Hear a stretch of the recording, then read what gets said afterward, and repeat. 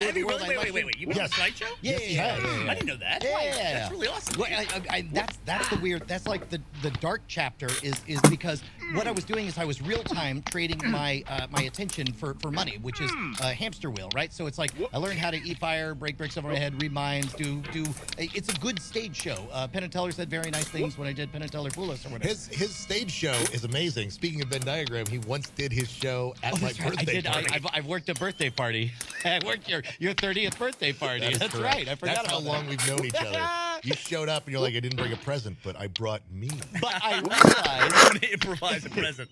But during that time, I was getting fully booked. I was on the road 150, 200 days out of the year, performing colleges and universities. Now, how far was nationwide. this in? Was this in the first year you were reaching that level? No. First year was maybe 20 shows, then 40, then 60, then at some point around 2003, I leveled out. I hit max bandwidth, and then I was having colleges say, "Well, what else can you do?" And they're like, "Well, I can come do the show again." They're like, "Yeah, we show." And everybody would say, like, "Well, how does he do that?" And I would find myself doing like an improvisational 30 to 40-minute lecture explaining the tenets of skepticism and stuff to all these folks. Folks? Yeah, no, you just saw yourself on TV and you're like, oh my God, this I'm asshole. so sexy. But I realized, like, oh, well, maybe I could give a lecture on college campuses. So I wrote a lecture called Scam, Sasquatch, and the Supernatural. And so now I had 2 shows to do on college campuses. And after about 5 years of that, I realized I'm still not reaching enough people, because if you've ever worked in the live arts or variety entertainment, there are moments where you're performing for 300 people and it's absolute electricity. You're connecting with them and saying something transcendent, and then they give you a standing ovation or whatever, and then 2 weeks later, not one person can remember your name, and they half remember that you were kind of funny, and that's part of the reason that I used to do the Guile Crazy Spikes, is because I just wanted something for them to hold on to that they would remember down the road. And then around this time, YouTube 2005 launches up.